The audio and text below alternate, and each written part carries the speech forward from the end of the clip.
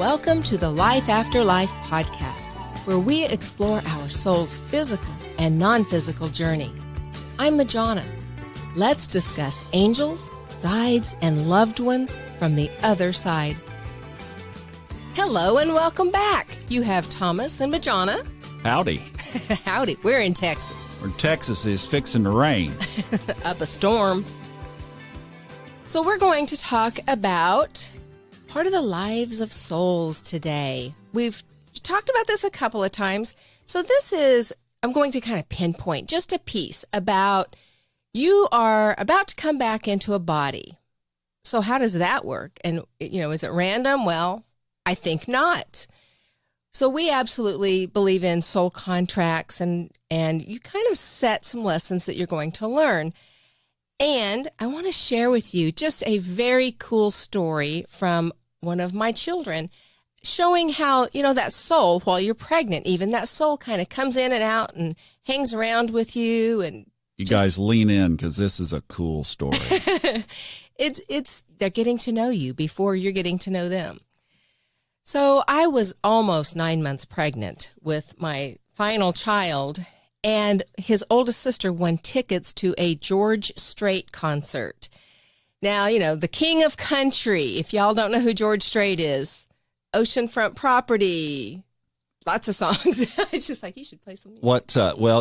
We can't because it's copyright protected, obviously, but was doing this radio interview with a guy, and we brought up George Strait, and he said, yeah, the Michael Jordan of country music. He is. Oh, he's phenomenal. So anyway, my oldest won tickets and a backstage pass to actually interview him. So remember, I'm 9 months pregnant. We listened to the concert, and now fast forward about 3 years. My son is now 3 years old in the back seat. He and I are in the car. He's in his car seat, and I'm driving along, and a George Strait song comes on the radio. And he said, Mama, who is that guy? And I told him his name, and he was very thoughtful and rather pensive. And he said, I remember seeing him when I was up with Spirit. He's a really good guy. Wow. I was blown away. That's amazing. And then he said, wait, what does header mean? What's a header? Because he's a header. Does that mean a headliner? Like he's got his own show? Well, he sort of does that too. or I meant the guy that comes on first. Oh, no. Yeah. Not at all. That's the pre-header. No, he hasn't been that, for probably 30 years. Actually, what Brock was referring to is that George Strait is, he ropes cattle in team roping, and he's the header. He's the one that ropes the head. Now, there's no way that my 3-year-old would know that. That's amazing. That is amazing. And I'll tell you what, our impression was that George Strait is truly a nice guy and is authentic through and through. And to have my 3-year-old get that same impression as a still in spirit form before he came down, just made me feel all the better. So were you back there in the meeting? No, I was not. So your son would have caught the image of him, I guess. Did you go to the concert? Right. Yes, we were in the concert, second row. Wow. And George, I could tell he was looking for Taylor, and he saw her, and he waved at her.